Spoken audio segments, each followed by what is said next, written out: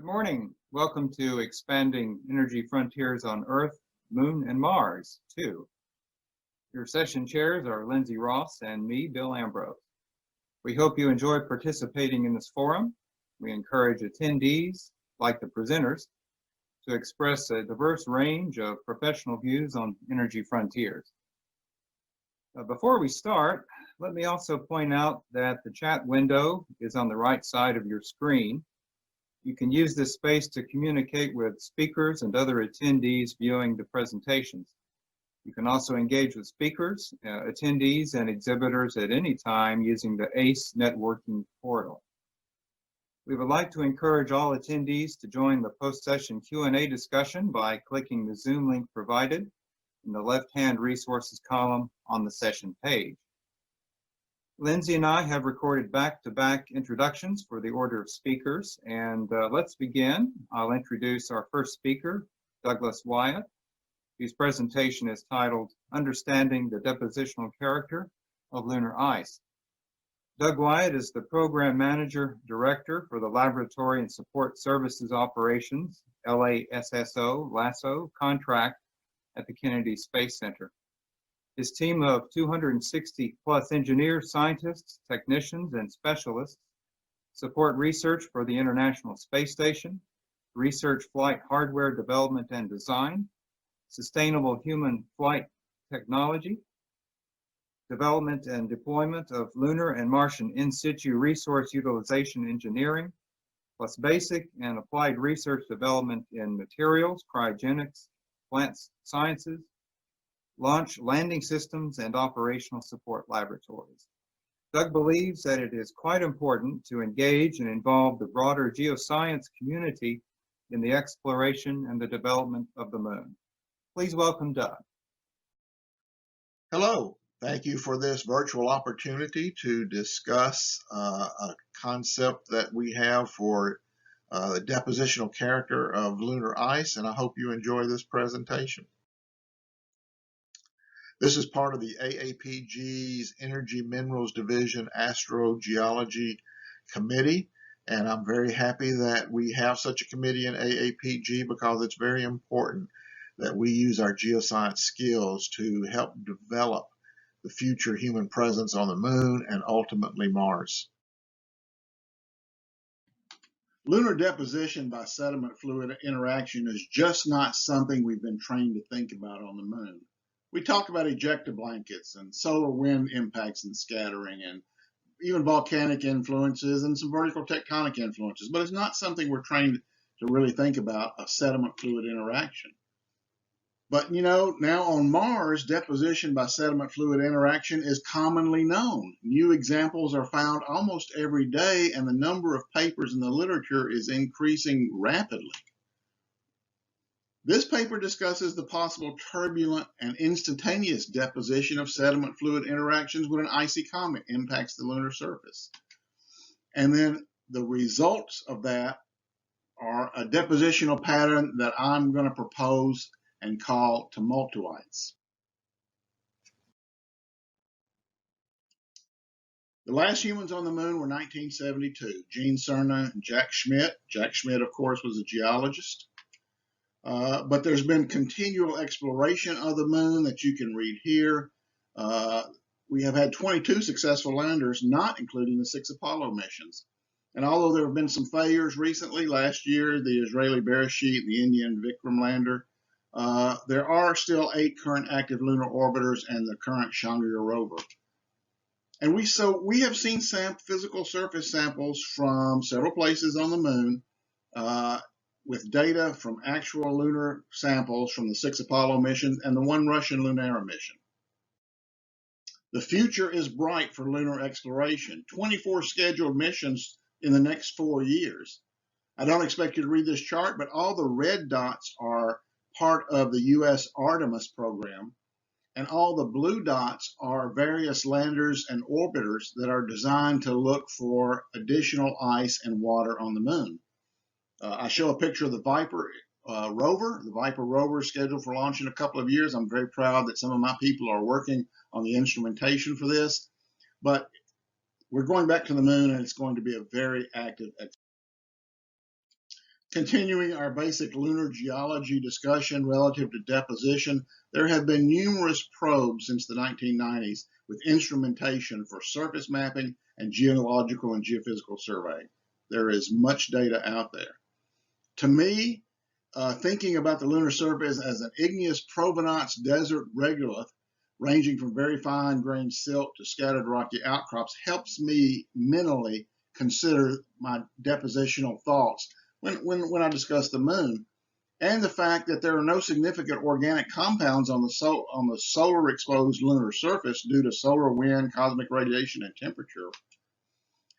But understanding that the lunar surface is full of valuable minerals, some that you see here, including some rare earth elements. All of these minerals are oxidized forms, and so there's abundant oxygen on the surface of the moon as well, plus helium as well.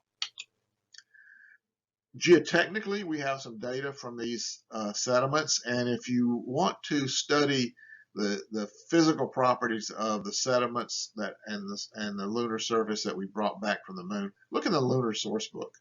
The references here. It's wonderful information, but we have particle size distribution, particle shapes, the gravity, density, porosity, compressibility, bearing capacity, all kinds of information on these sediments, plus some interesting information that helps us think about a depositional process.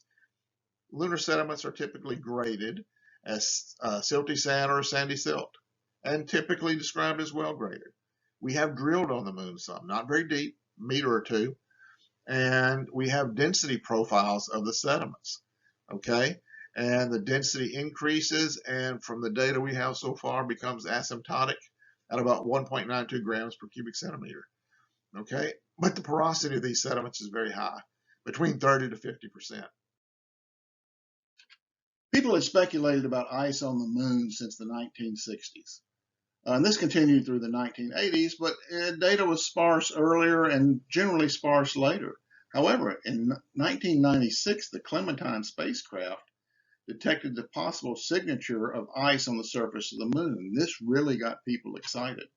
Then the Lunar Prospector in 1998 had a neutron spectrometer experiment on board that could detect very minute amounts of water ice by looking for thermal neutrons, and it detected water over both the north and south polar region at significant percentages. What's important is this neutron spectrometer could not only look at the surface of the moon, but to a depth of about half a meter. So we were beginning to see ice on the surface and below in the subsurface. Then an experiment in 2009 later was the L-Cross and Centaur experiment, where they crashed the Centaur stage into the Cabeus crater and looked at the plume, and they detected hydroxyl at roughly 6% water and some nearly pure ice crystals. And then Chandrayaan-1 in 2009 continued to find hydroxyl signatures. People were really beginning to believe the probability and the existence of water on the moon. The 2009 discoveries of water as being a probability, of ice as being a probability, was a game changer. That means that we now have a source of material potentially for propellants, drinking water, processing water, manufacturing water, maybe even some other organics in the ice. It also added a concept to the discussion of lunar deposition, where we're not just looking for impact effects and debris scatter and moonquakes and things like that. We're now looking at potentially lunar ice freeze thaw at the ridges and edges of some of these cold traps. It's often been said that to study the moon, you need geochemistry and geophysics. That's still true, but we also need other geological concepts like the four-dimensional geologic depositional character, an understanding of that, of these ice deposits for economical, effective, and sustainable utilization. As a result of teleworking and isolation due to the COVID pandemic, I began to catch up on a lot of the literature that I had been remiss upon reading. And the image at the right is from the Lunar and Planetary Institute and the excellent work done by Stoper and Meyer and their associates.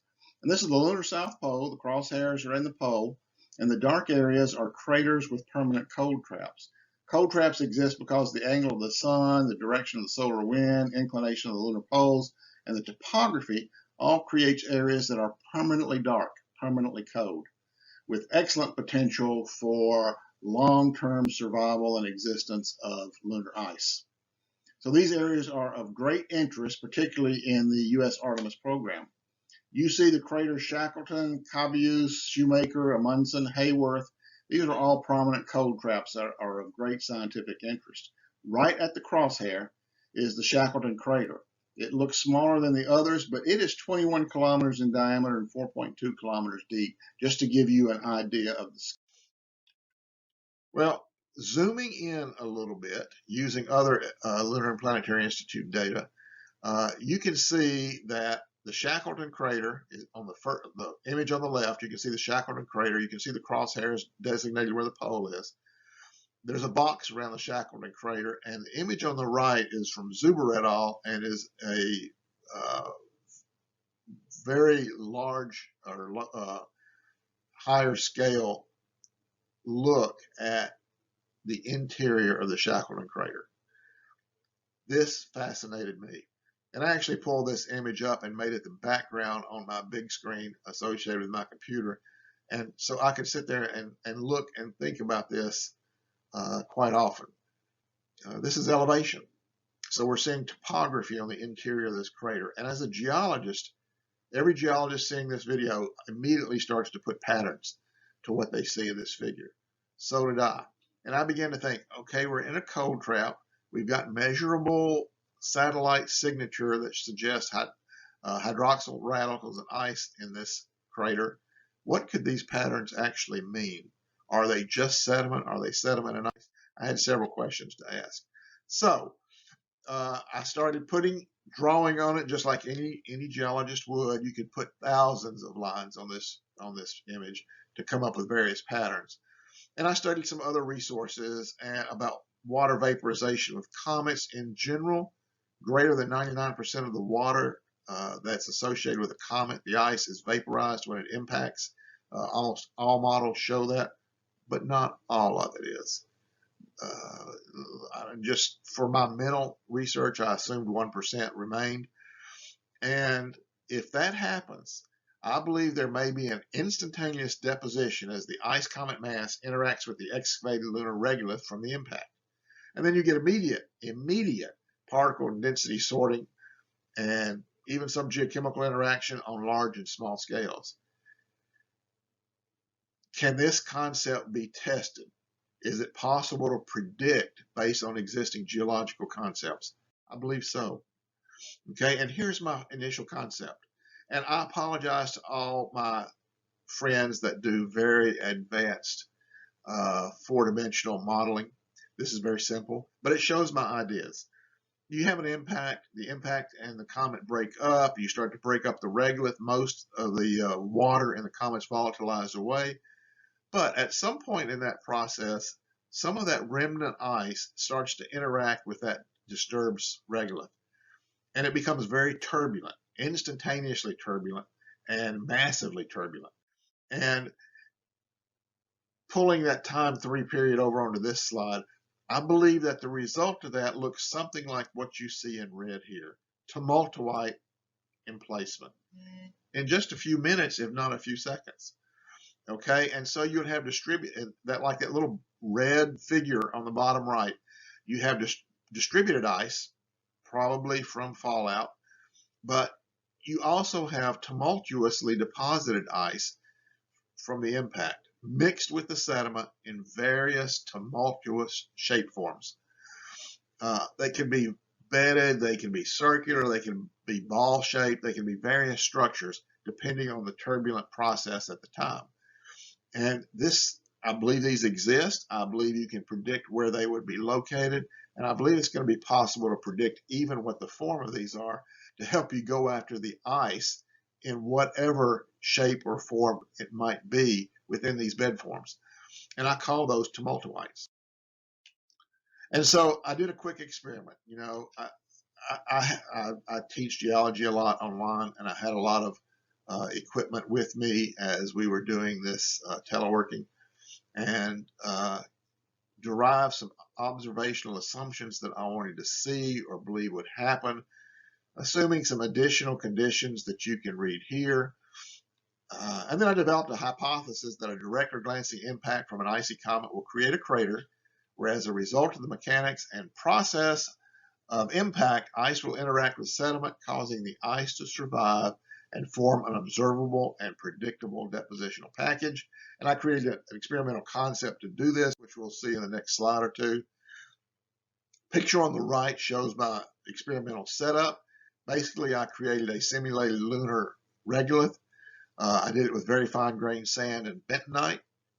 And we do have lunar simulant that we use in our research programs, but it's considered a hazardous substance, and we weren't on site to get it. I wasn't on site to borrow some. So I created my own. And you can see from the grains on the center figure about the size of my lunar simulant. It was very fine grained sand to silt size, which I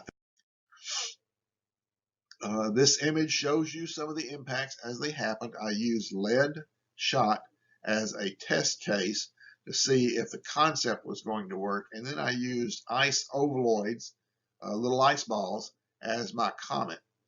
One thing we discovered was that the ice balls were much harder to aim, so I was using a slingshot as an impulse source, and you could see the velocities we obtained in the previous slide, but I had to move my impulse source closer, within half a meter, to make sure I could aim the comet I was trying to cause the impact. And this worked very well as just a very simple experiment. And you can see the results here. Okay. Most importantly, we did meet some of the scaling criteria necessary for these experiments, in that we did hit the approximate 5 or 6 to 1 diameter to depth ratio that is in the literature. Plus, we had some of the exact same geomorphic features that are found in the literature. The picture on the top with the PB is a remnant lead shot. That would be like a stony meteorite hit, and you immediately recognize that pattern. The pattern on the bottom is an icy hit, and they were almost always a little bit geomorphically different. Okay, and it was this that got me thinking about this concept of the tumultuites, and that it might have some truth there. So, expanded a little bit. Here's a lead impact crater on the left and an ice ovaloid impact crater on the right. And you can immediately see, just from the image alone, that there are 3 distinct areas where the particle size has been sorted by the impact. I went to great trouble to fully homogenize this lunar simulant that I was using after every impact. So after every impact with ice ovaloids, I got this sorting pattern. Pattern varied by impact, but it was always this 1, 2, 3 pattern that looked like this. Okay, and I was thankful that the bentonite actually held the shape of the fluid transfer to my lunar simulant for just a little bit, a few minutes, and then it would eventually dry out, and these shapes would fall apart. But I could photograph them. I could use my digital microscope and figure out the grain size distribution within them. But this is a depositional pattern, okay? And this depositional pattern has conditions to it. It has descriptive conditions to it. But also, if you look closely, you see this turbulent motion within these bed forms. Those are areas where the bentonite has separated itself out to form lenticular, circular, or spherical shapes based on the impact, and contain more moisture, more water than the sandy particles. So, is this tumultuous deposition? I believe it might be, and that might be a very small example of a tumultuite. So, in summary, volatiles and water is the major goal on the moon. We presented a conceptual model for ice emplacement from turbulent mixing based on a comet impact with lunar regolith. And we termed these formations, these depositional patterns, tumultuites in this presentation. And then we did a very simple experiment to see if there was any validity to it. It looks like there might be. But I would really like people to take do more advanced research into this with a more robust process and see if these tumultuites might be something that is useful for our exploitation of ice on the moon. Some of the key references I used are here. This is not exhaustive, but it's fairly comprehensive. If they're here for you to use. Thank you for this opportunity and for listening and considering. And if you would like to contact me with any questions, please do so.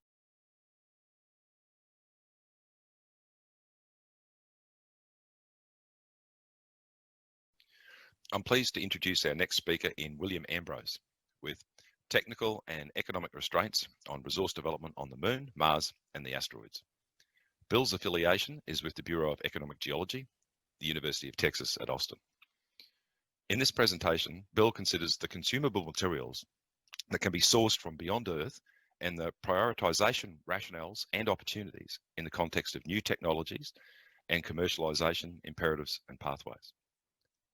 Bill is a graduate of the University of Texas at Austin with his bachelor's and master's degrees in geology. Bill is a senior research scientist and focused on clastic sedimentology, stratigraphy, reservoir characterization, with additional interests in coal resources and astrogeology.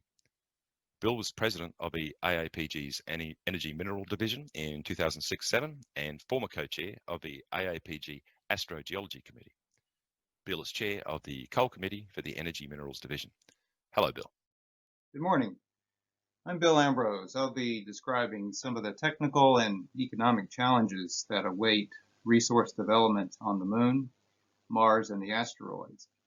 I'd like to acknowledge my co-authors, Bruce Cutright, Dieter Beike, and David Rich.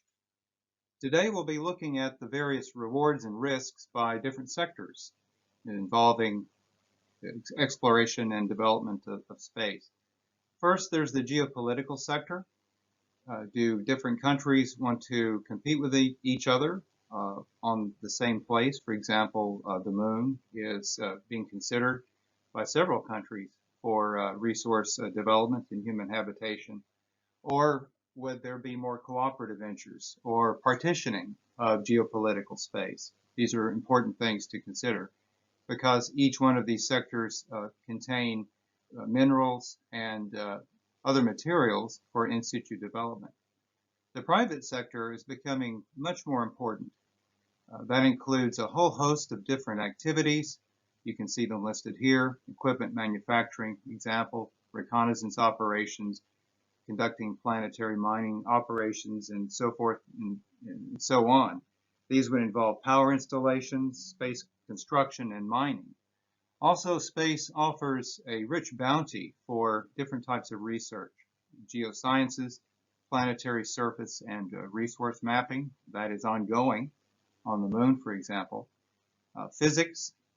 Space is a different environment than what we are used to on Earth, so there's an opportunity to do research in cosmic particle analysis and also the effect of microgravity, as well as the lack of Earth's magnetic field. Chemistry, there will be a lot of materials manufacturing, and of course human survivability is important in space. This is not a full array of space resources. However, it does show that on the Moon, for example, water ice is important. Water consisting of hydrogen and oxygen, hydrogen being the fuel and oxygen being the oxidizer. There's a range of potential resources according to the late Paul Spudis. This is both poles between 200 and 1,000 million metric tons. The uncertainties are because we haven't visited the poles, and these need to be proven by more focused reconnaissance. Helium-3, the total resource, if you consider all the way down to less than 10 parts per billion, on the Moon is 6.5 times 10 to the 8th kilogram. On Mars, there is an abundance of both surface and near-surface water ice. It's in excess of 5 million cubic kilometers, of which about 1.2 million cubic kilometers is in the northern water ice cap. And the asteroids, a typical asteroid that's metals rich, 1 kilometer diameter, would host about 1.74 times 10 to the 5 metric tons of the precious metals, including platinum.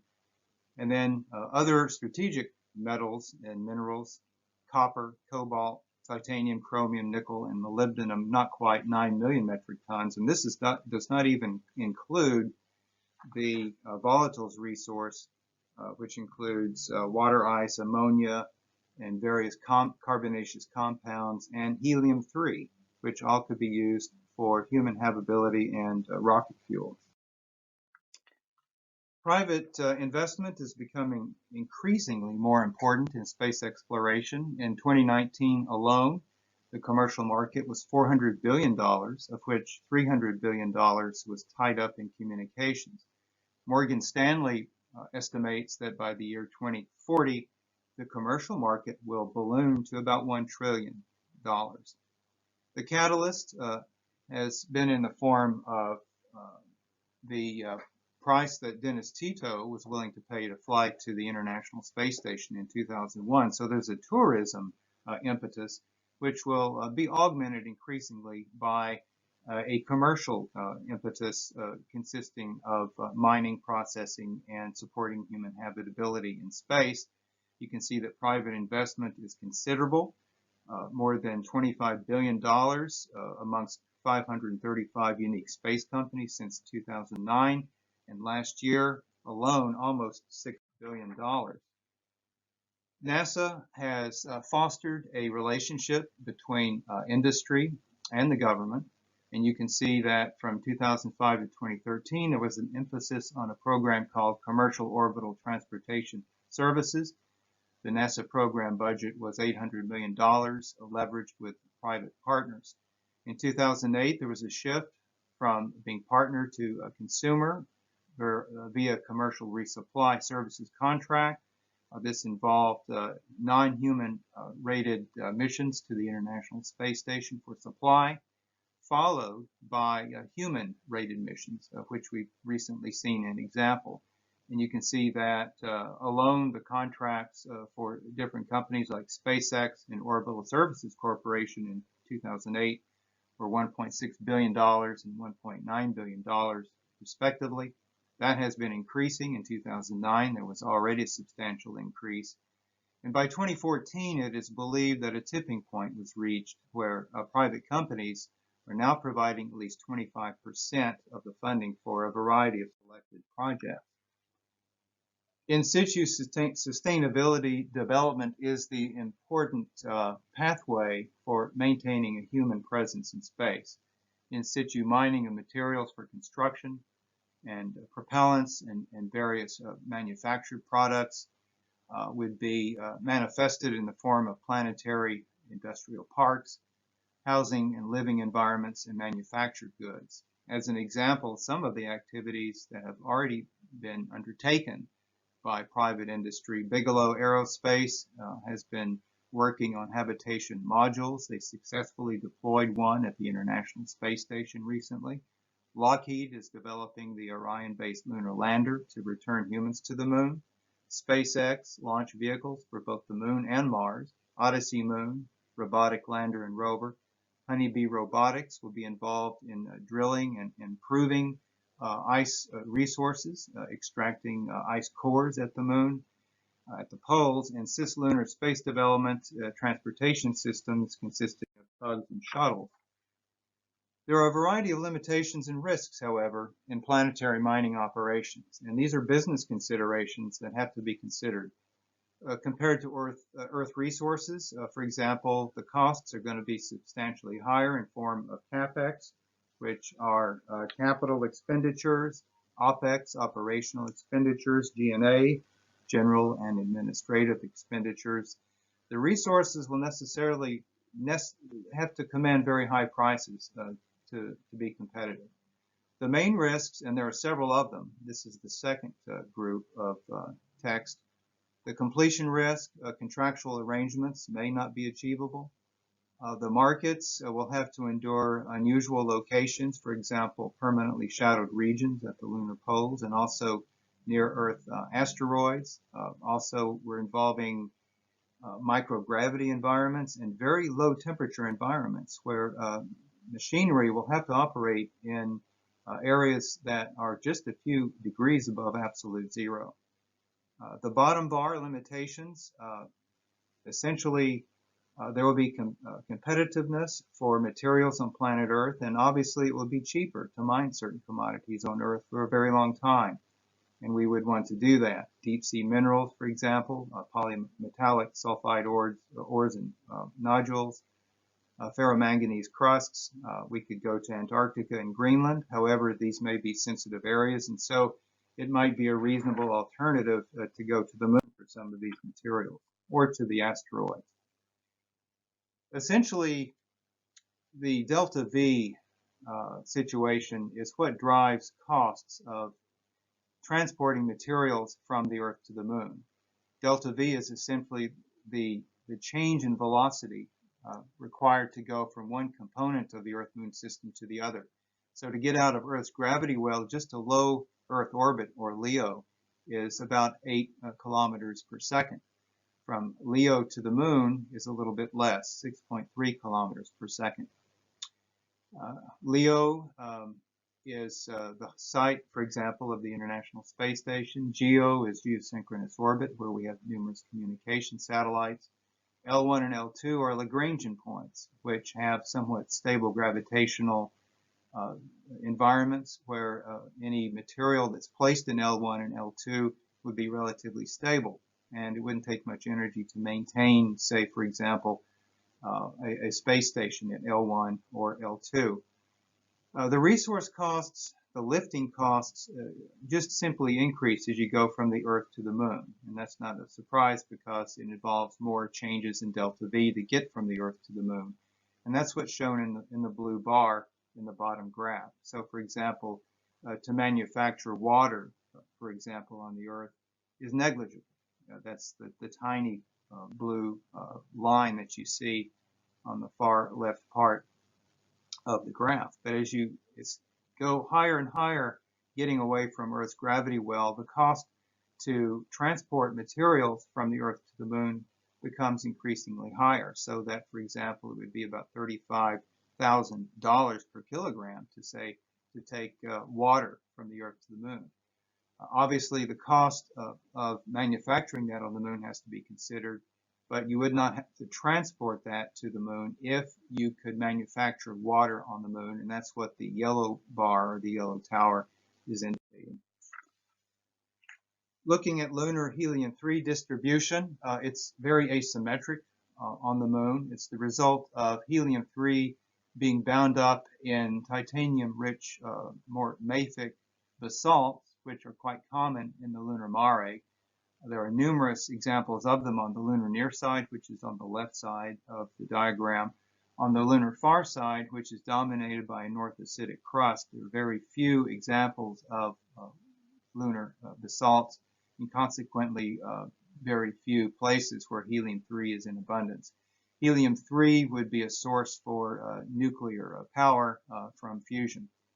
And you can see that the concentrations are low, rarely exceeding more than 50 parts per billion, but ore containing 20 parts per billion could be strip mined and could be heated up to very high temperatures and extracted from the lunar regolith or the soil.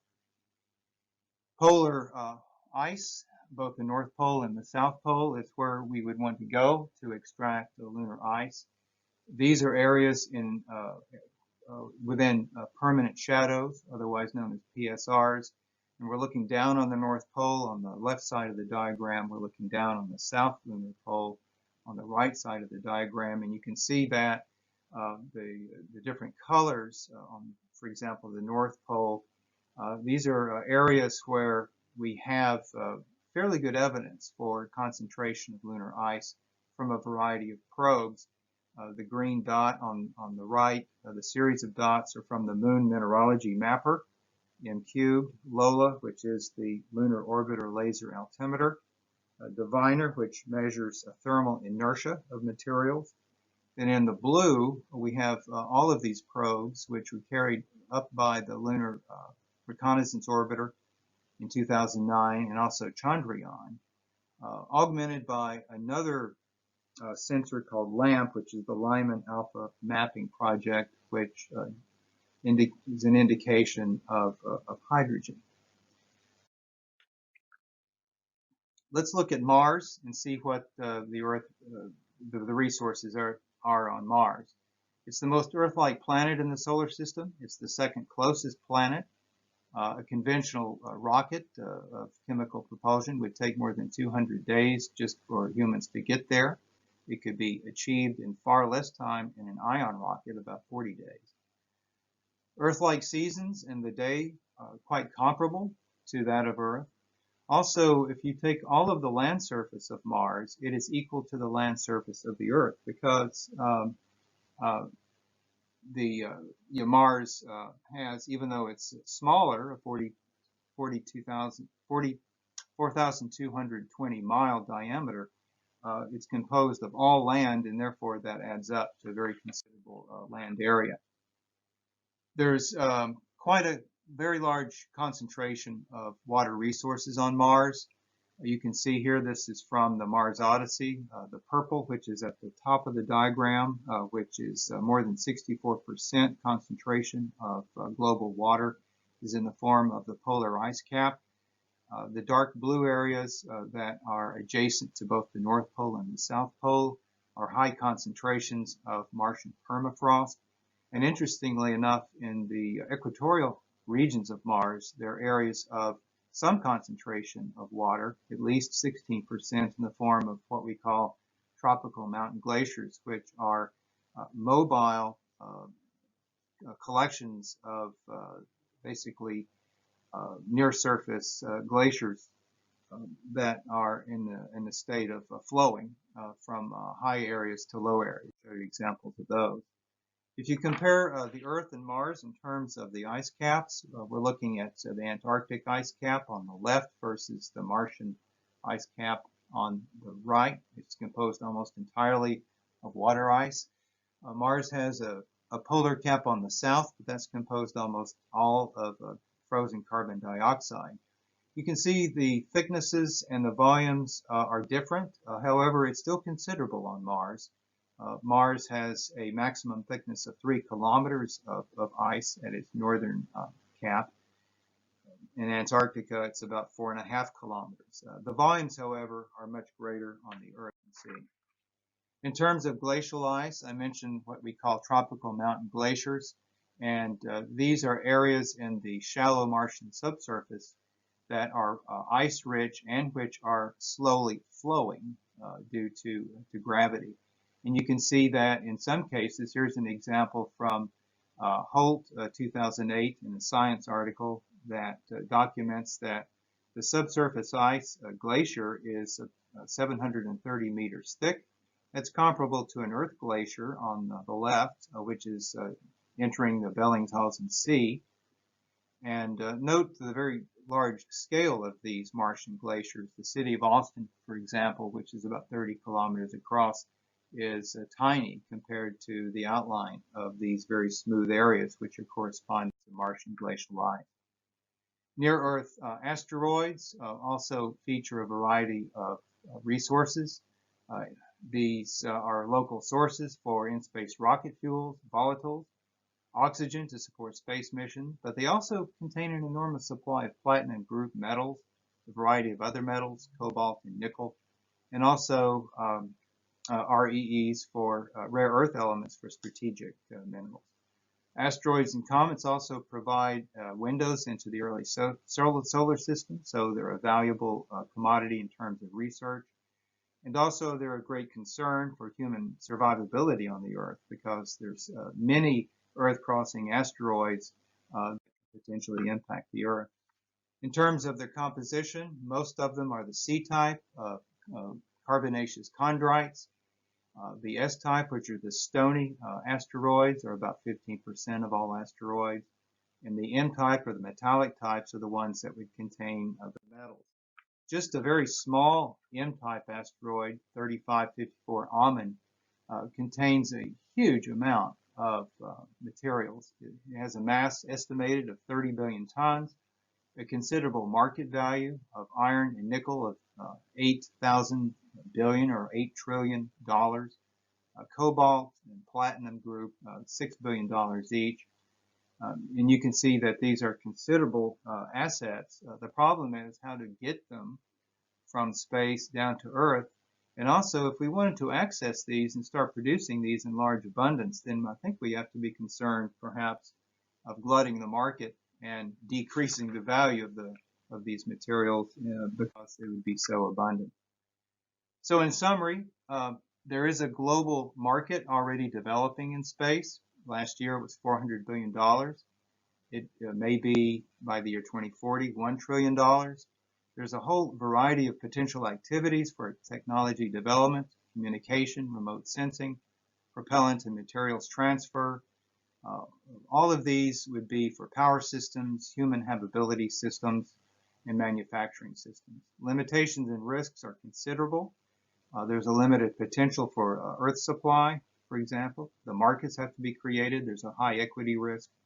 And of course, there's also a high risk to control the costs and also scheduling and performance of projects. And thank you for your attention. I'm pleased to introduce our next speaker for the session, Matthew Brzostowski. His title presentation is Milankovic Cycles on Mars and the Impact of Economic Exploration. Dr. Matthew Brzostowski has over 40 years of energy industry experience, specializing in seismic exploration. He is a graduate of Washington State University with a degree in geology, University of Texas at Dallas with a doctorate in geosciences. Matt has supported NASA's DRATS work at Meteor Crater and helped archive, reprocess, and interpret the Apollo active seismic data. An active member of the AAPG Astrogeology Committee, he believes in the relevance of applying Earth analogs and processes to the Moon and the planets. Successes in understanding the Earth's geologic evolution to Mars is the basis for his presentation today on Milankovic cycles. A Fourier analysis of the Earth's and Mars orbital elements will be presented and shown how they can be used to guide future exploration. Welcome, Matt. Today I'd like to talk about Milankovic cycles, both of an overview of Milankovic cycles on Earth and how the evidence for Milankovic cycles influencing climate, especially ice ages, and then talk about how Milankovic cycles could be used to predict what's occurring on Mars in terms of deposition or water cycles, and how it can be used to exploit economic exploration, especially for minerals such as hematite and gypsum, and how it could be used to maybe explain other features on Mars. Just a quick overview of Milankovic cycles. This is straight from Wikipedia. The key curve here to start off with is Milankovic's curve here in the middle here. The black curve shows the insolation or the solar radiation that impinges upon a latitude of 65 degrees north. I'll explain a little bit more why that's used in the curve. But essentially it's the energy variation over time as a function of the orbital changes with the Earth going around the Sun. So these orbital changes include obliquity or the tilt, top curve here in blue. It also includes eccentricity or how unlike a circle the orbit will be, and this changes quite a bit over time as well. And then we'll also look at the longitude of perihelion, which is how the orbit precesses around the Sun. The two key parameters that go into Milankovic's equation will be obliquity and then the precession index, which is a combination of eccentricity and the longitude of perihelion. Eyeballing this real closely though, you can see a time scale on the bottom, up to 800,000 years in the past on the left here. If you look, you can kind of see within the tick marks of 100,000 years, you can see 2.5 cycles here, probably like a 40,000 year cycle associated with obliquity. We'll confirm that later with Fourier analysis. You also see about 100,000 year cycle associated with eccentricity, and we'll confirm that later for analysis as well. But what you do see is that eccentricity has a strong character on top of the precession index, and you can see almost like a beat nature when you combine eccentricity with the perihelion. Now, on top, besides the astronomical parameters and elements and how they are combined for the Milankovic cycle, we also have some supporting evidence. I'll cover these in greater detail, but for this particular curve, there is supporting evidence associated with the delta oxygen 18 isotope for foraminifera in the deep ocean cores, the benthic foraminiferas. And what we'll see is that there's a very characteristic sawtooth curve associated with the oxygen 18 isotopes. The oxygen 18 will vary as a function of temperature, and what you see on the bottom is the Vostok Ice Core curve. The core is over here on the left, and we'll see later how that is determined. And but the primary thing for this graph is that you see a cyclical nature as well, corresponding to the benthic forams. It's almost a 100,000 year cycle here. You can see eyeball. There's more periodicity in here than that, but you can see that as the temperature drops, according to the Vostok Ice Core, the oxygen 18 isotope goes up, and we're going to link those back to the Milankovic cycles later on. We're going to do a Fourier analysis of the Vostok curves and compare that to the parameters associated with the Earth. And then later we'll use the Fourier analysis for Mars as well. Start off the equation, just a busy slide, but just a couple of high points. The key equation down below is basically the change in insolation over time, or the change in radiation. Two key components of that will be the obliquity factor, or the tilt, and then also on the right the precession index, which is a combination of the eccentricity and the perihelion. What's quite interesting is that the obliquity, or E, is this curve down here. In green we're using eccentricity, which is that part of the equation down here. And then the long-term perihelion, we're going to use a summer half year. And what's quite interesting is that Milankovic, as well as Bruckner and Comet, said, well, the great number of cold summers must be the cause of glaciation, which I thought was quite interesting. Not necessarily the cold winters, but colder summers. And so that is going to be entered into the right side over here underneath the yellow portion. We were going to use 65 degrees. That's going to be phi, which will go into here, cosine phi, as our latitude. Now the elements that go in here, Milankovic used Pilgrim's astronomical elements, as well as Stockwell. More modern, you can use Quinn. I'm actually going to use Armstrong's work that he used for his PhD thesis associated with wind erosion on Mars.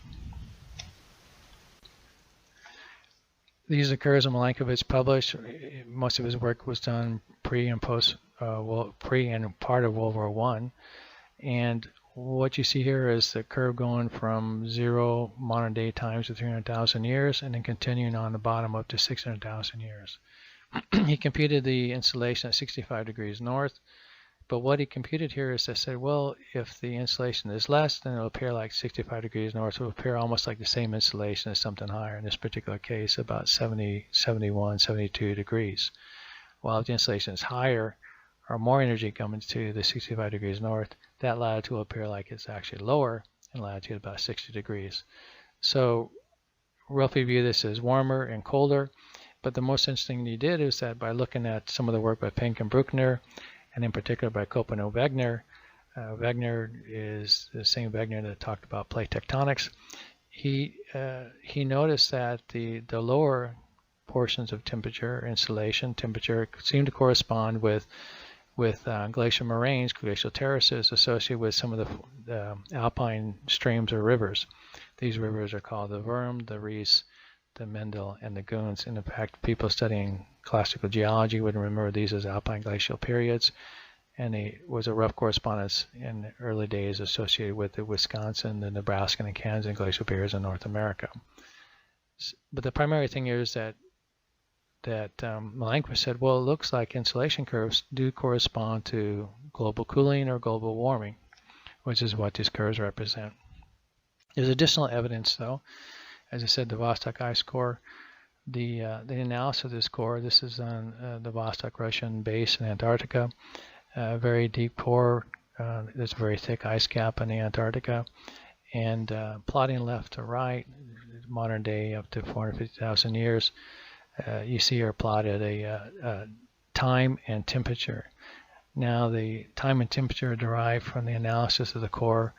One, you can count layers over time, just like you do count tree rings.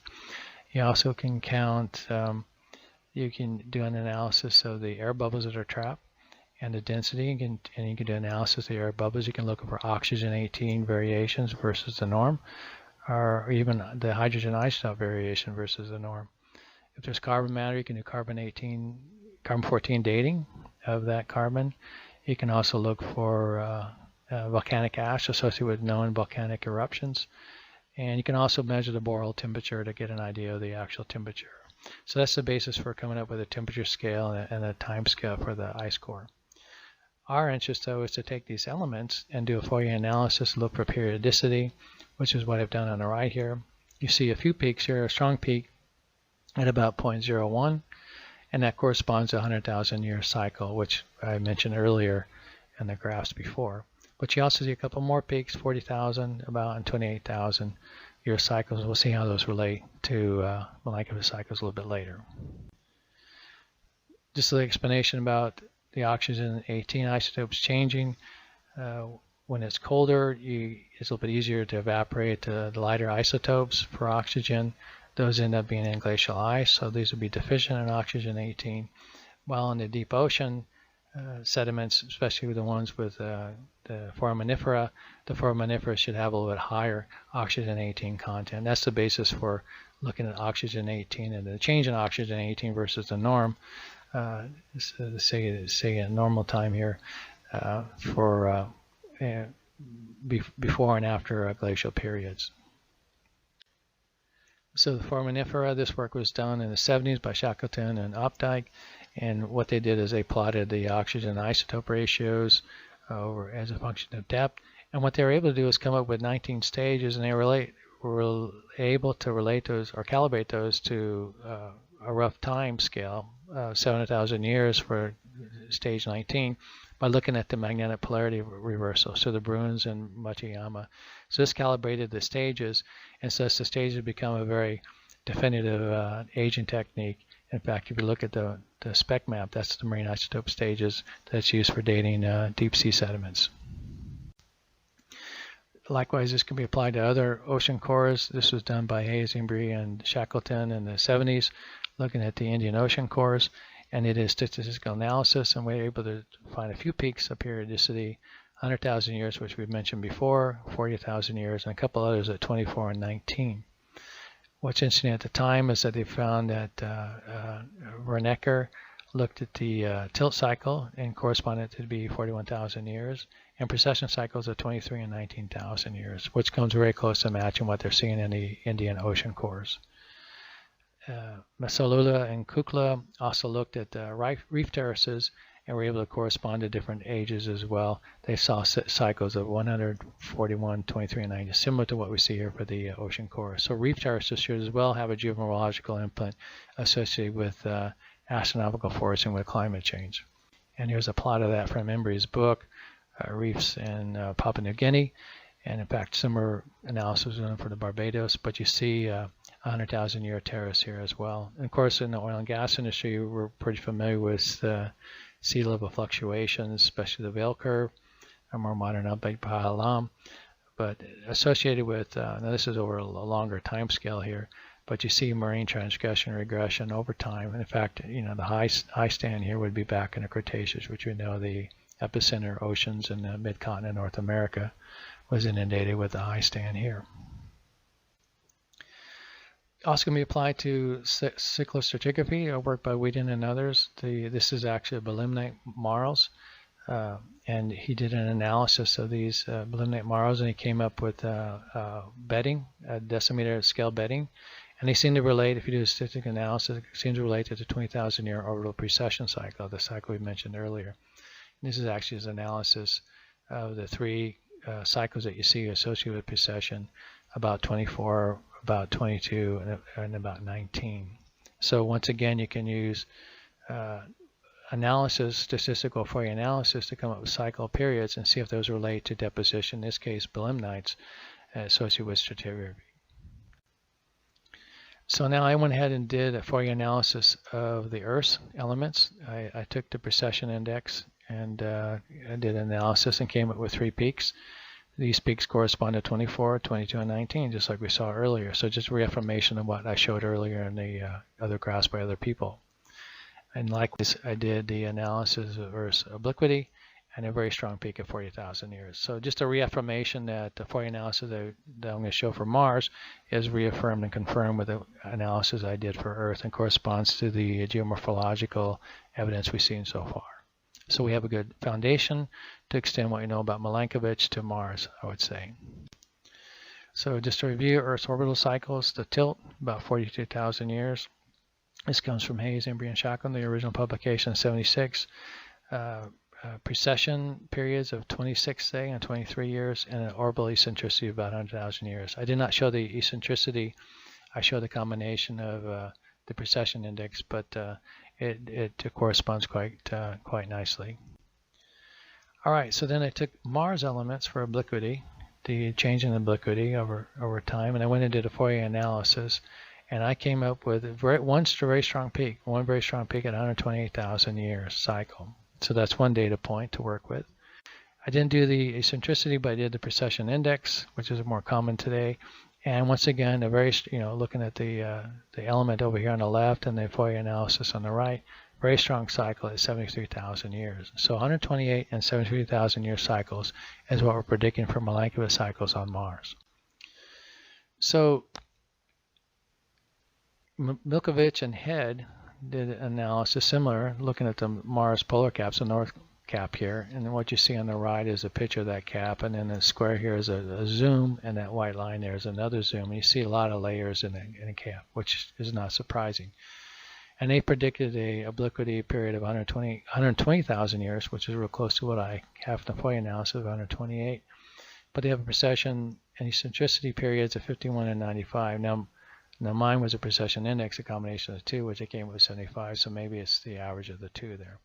But that's the point, is you can start looking at Milankovic cycles. Maybe we can take a ice core of the polar cap and look for these cycles within the ice core and try to understand how much astronomical forcing are influencing the climate of Mars.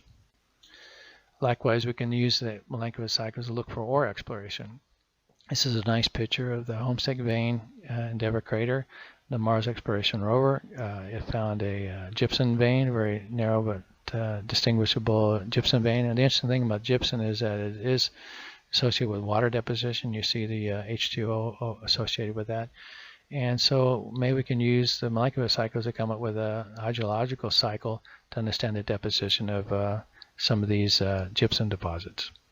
Likewise, the famous Martian blueberries, the hematite, they are also associated with water deposition. And once again, maybe we can do some cyclical stratigraphy analysis to understand what cycles may be associated here and what cycles are associated with Milankovic cycles on Mars. Finally, if there is life, and these are just two possibilities, no definitive definition of life yet on Mars, but the more interesting one is this bacteria on the right. This is it's called a polyextremophile. Extremophile, and it can live in some very extreme environments, thrive in extreme environments, high radiation, ultraviolet or desiccation, oxidizing. So, if anything, this is a possibility for Mars. The interesting thing about the radiation, it can withstand up to 5,000 grays. Now, for comparison, the Apollo mission, 1 milligray, 5 grays will kill a human. 2 to 800 will kill bacteria E. coli. It'll take 4,000 to kill a tardigrade. This is a tardigrade down here. So now tardigrade is not actually an extremophile because it actually adapts, and adapts quite well. It can do almost down to absolute zero temperature by releasing water.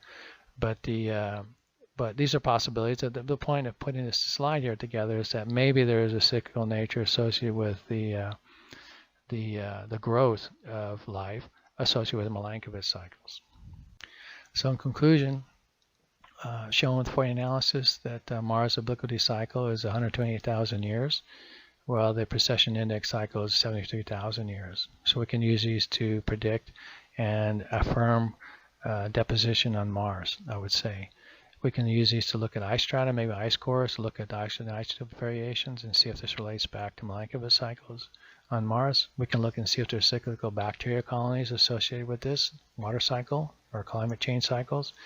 We can also use it to try to predict ore deposition and mapping and prospecting, sort of like what Vail has done to help us with oil and gas exploration.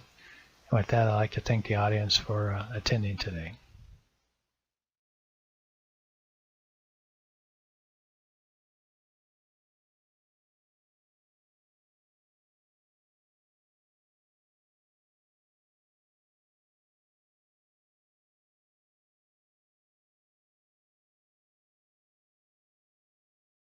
I'm pleased to introduce our final speaker for this session in Titus Murray with hydrologic models of faults in unconventional coal seam gas and mining projects. Titus's affiliation is with Southern Highlands Structural Geology, based in Bowral, New South Wales, Australia.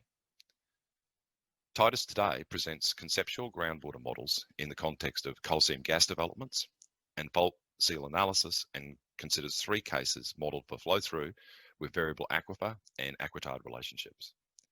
Titus is a graduate of Flinders University in South Australia with degrees in geology, geophysics and computing. Titus is a structural geologist with extensive experience in the study and characterisation of faulted and fractured reservoirs in over 30 countries. Welcome, Titus. Hi, I'm Titus Murray from Southern Highlands Structural Geology. This is some work that I've done with Bill Power from Power Geoscience. He's based in Perth in Western Australia. And we're looking at how to conceptualise faults for groundwater in and around coal seam gas developments. Here in Australia, we've had a lot of coal seam gas developments over the last 10 years. There's been a significant discussion about the impact of coal seam gas, in particular surface groundwater assets for stock and domestic use, and for groundwater dependent ecosystems. So the federal government here has put together a bunch of guidelines and a bunch of ideas and come up with a concept of causal pathways. Now, it's a bit of word salad here, so we're just going to go through and just clarify. As structural geologists, we can tell you that there's a connection between a fault and an asset. We then start to invoke, well, could that be a potential flow pathway? What would be the characteristics to make it a flow pathway? A causal pathway is a logical chain of events that link a coal development and have a potential impact on water-dependent assets. Now, to do that, we need to understand the flow modelling.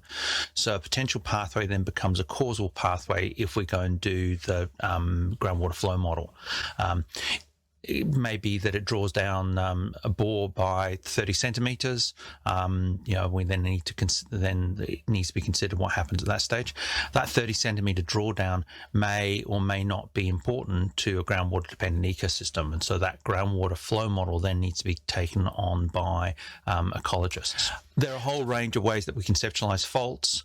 We think of faults as being leaking features. We can leak across them, we can leak up them, we can think of them as being barriers. And in the oil and gas industry, we commonly think about faults as being barriers to flow. And that's how we generate traps. In other areas such as mining and tunneling, we're concerned about water flowing down into the subsurface. There tends to be a bias from where we're coming from. So there's the good, the bad, and the ugly of fault science. And the really important thing with any fault science is you have to demonstrate it's a fault. We need to have demonstrable displacement along the length of a fault. The fault analysis group did a fantastic set of work with British Coal, and this great paper is about a bunch of collieries in Yorkshire where they went through and mapped in detail the displacement along faults. So we need to show that we have a maximum displacement on the system that diminishes out towards the tips. We need to show that it has a sensible length throw ratio, and we need to make sure it's got sensible dips. Where we start to get into the bad, I'd say, is when we're starting to think about faults and saying they have a characteristic. Uniformly, this fault has a thick core and a wide damage zone. As you'll see, and as we've seen from looking at faults in the field a lot, that faults aren't systematic in this fashion. The other thing is they're not systematic in terms of lithology. You can't sit there and say, oh, because I'm in limestone, am I going to get this sort of fault? And look, where I think it gets really ugly is that we are invoking faults as being features which have no demonstrable displacement. I'm suggesting that they're very wide. yeah, a lot of the data we have a look at on faults, these faults are relatively narrow. The work of the Fault Analysis Group has shown that, and the work that Sylvia de Rosa done in MIRI is systematically looking at the variation in fault thickness at 1 meter spacing along the strike of the fault. That yes, the fault will be thick in some places, but if I move 2 meters to the left or right, it becomes very thin. And this concept of a fault core, which is in the order of 1 meter thick, doesn't hold up. Fault rock tends to be thin. So when we have a look at faults in the field, we've got ourselves layers in the footwall, we've got layers in the hangwall down thrown over the fault surface, and that's the geologist's view. We can then start to think about, well, what potential hydrogeologic features would we have in this system? We can start to catalogue that. Well, look, we've got ourselves fractures. These are bed-bounded fractures. We've got ourselves aquitards, and we've got aquifers, and we might have fault rock. If we put that together as a static conceptual flow model, then we'd start to say, well, look, my yellow zones are areas of matrix flow, the red are where I'm going to see strike parallel fracture flow, and the green are where I'm going to have no flow.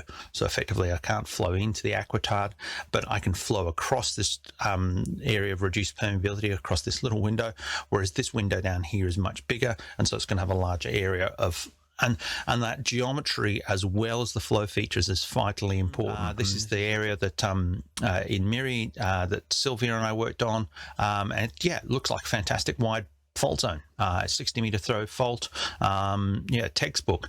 But when you start to think about this and you start to think about the anatomy of these things, you've got a damage zone, which may be 5-10 meters thick. You've got yourself a slip surface and a fault core. Now, if you think about this in terms of the overall scale of the fault, we can start to use length throw ratios, and we can start to use, and the Fault Analysis Group has done a really good job of these displacement thickness cumulative frequency plots. So if I have myself a 50 meter throw fault, that will generate me something like a 20 meter wide damage zone. And if I'm really, really going for it, I might have a 50 centimeter thick fault core. And Sylvia's stuff and the stuff we saw in this outcrop in MIRI, it's more like 10 centimeter fault core. Now, the length of that feature is going to be somewhere between 2.5 kilometers and 5 kilometers. Now, if you take the ratio of the length to the fault core thickness, that gets us a ratio of about 0.02. To put that in context, if I take my telephone bill here, this is an A4 piece of paper, it's 300 millimeters in length this way, and its thickness is 0.05 millimeters. And that gives me the same ratio. So that is as three-dimensional as this fault in MIRI is. And you wouldn't think of that as a 3D object. It really is a 2D object. And what's important about it is how things are juxtaposed across it and how it enhances flow in that damage zone parallel to it. In our main bit of practice in the oil and gas industry, what we've seen is that we can show that none of the membrane seal mechanisms work in the data sets we've looked at, and that we get a much better result predicting fluid contacts if we assume that fault rocks don't exist over geologic trapping timescales.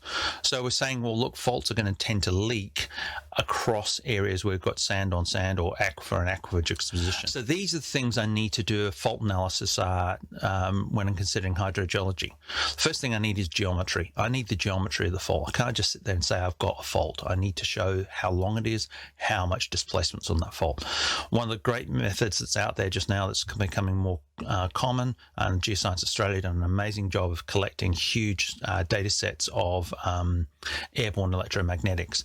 This stuff sees it's under a helicopter, it can be flown over long line lengths, and it sees down to about 200 meters and gives a really good understanding of that near surface aquifers. Ken Laurie at Geoscience Australia did a fantastic job of showing how near tectonics and faulting can come through. If we're talking to people, we need to show decent cross sections. We need to show what the geology is. We can't just sit there and say, oh, well, in the Permian there weren't any faults. We actually need to illustrate that, and it needs to be done as balanced and sensible geologic cross sections. Dick Glenn at New South Wales Geologic Survey made these beautiful cross sections, pencil and paper, in the 1980s through the the Hunter coalfields, and they're beautiful, consistent, geologically consistent models. It's easy to go and use. I use Lithotek to make this to forward model these same sorts of similar geometries, and it's easier in Lithotek, but you can do this with pencil and paper. Having got a sense of the geology, we need to understand where the aquatards are. And as with normal oil and gas fault seal analysis, I'd sit there and say understanding your seals, where your seals are, is your primary concern. And putting that in context of a sequence stratigraphic framework is really important. How good is that seal system or that aquatard? And describe it as thickness maps and as distributions. So to help us understand how to think about coal seam gas developments and these near-surface assets, we've put together a set of scenarios. The first scenario is, hey, my faults are irrelevant. I don't need the structural geologist to help me. And the way I can show that is, I can show that there are no faults in the region. You're completely flat lying. Or I can say, I've got a regional aquatard that is nice and thick and none of my faults juxtaposed across that. And my aquatard is a ductile material that won't prop fractures open. So what I need then is I need a set of fault statistics to illustrate the scale of my faulting and catalog those faults. And I need a good ISOPAC of the aquatards. So to give an example, this is from the Santos Narrabri environmental impact statement. I haven't personally worked on this. This is stuff in the public domain. So what Santos are proposing is to develop a set of coal seams in Narrabri in here. And sitting on top of it are a set of aquifers that are important to the Namoi River and a set of aquifers related to the Great Artesian Basin. Information from the Geologic Survey, and I can see I've got a Narrabri shale, which is a mean 141 meters thick. Santos have done a good job of giving us an understanding of what our aquatards are. So they're calling Narrabri and the Digby as an aquatard. So that's these units in here. And so I've got myself 173 meters of aquatard with standard deviations of 45 meters. They've got a depth structure contour map. Unfortunately, it's of the Maules Creek down low in the system. Ideally, I'd be wanting to see a depth structure contour map base of the aquatard. But nonetheless, I can see with my 40-meter contours, I might be getting in the order of 80 meters displacement on some of these faults. And so I can use a length throw ratio to sit there and say, none of these faults are going to have enough displacement to juxtapose the 173 meters of in there. And so then if I start to look at my assets, the blue assets are the river asset, the yellow is irrigation, and the green are park assets. And so we can start to say, well, look, none of these faults are anywhere near those. This is the development area in here. This is the development area in here. The maximum thickness of everything sitting in here. So we can start to put together a conceptual model saying, no, these faults actually aren't important. So that's scenario one. Scenario two is I don't have regional aquatard. I've just got a stack of aquifer, raw aquifer or coal seam, and as I draw it down, what's going to happen is I change the pressure in there. My pressure response is going to be preferentially travel parallel to the fault in the fault damage zone. So this is the damage zone in the fault in Miri that Sylvia and Zoe Chipton did a fantastic job of cataloging and describing. And my flow is going to be in and out of the page parallel to that fault zone. This is again a project I haven't worked on. This group called Senex in Queensland, where they're looking at the Walloon coal measures as coal seam gas development. The developments in the red squares in here. They've got themselves a nice geologic section which shows the Walloon coal measures is dark grey colour. They've got a really good outcrop map that shows where this is. And the issue we've got here is we've got obvious faults sitting in here. We've got the coal measures at surface. There's no aquatard between them and any near surface assets. Now their assets are actually further away. They're well outside the lease boundary, but we can start to say, well, what effect would the faults have in this? If we have a look at the coal, this is the coal measures. You can see that it's pretty finely bedded. It's not a fantastic coal resource at all for mining, but it does have a lot of gas in it. And what we can say in there is, well, we're not going to propagate lots of fractures because of the mechanical stratigraphy. They're going to be very much bed bounded, and they're not going to be going through the whole system. So that means that features like this in here are going to have fracture transmissivity along strike. what we need to do for this fault in here, as you can see, we've got changes in strike. We need to go and look for the displacement along there. Is that a lateral relay ramp? Can we show and demonstrate that these systems aren't connected through changes in displacement? Produced a table of aquitard and aquifer thicknesses, minimum, most likely, and mean. We just need to do a proper study on this one to understand the displacement along that fault. The final scenario, which becomes a little bit harder, but it's not that bad, is we have multiple aquifers. And this is the third scenario where we've got unconfined aquifer at the surface and one or more semi-confined aquifers down before the coal measures. If our fault displaces that, it takes us away from scenario one, then we're going to need to generate Allen maps. Can be used to illustrate the connectivity across the whole system. In summary, so what I really, really want, I want geometry. I want to understand the geometry of the system. I need to have decent cross-sections that explain and describe the geology to everyone. I need to have a good characterization of my aquitard. Have I got myself a decent set of maps which have throws easily measured, so then I can generate fault statistics out of them. It's important to have tick marks and contours you can count, and then where needed, illustrate the displacement and juxtaposition across the system using Allen maps. I hope that helps, and we'll look forward to questions afterwards.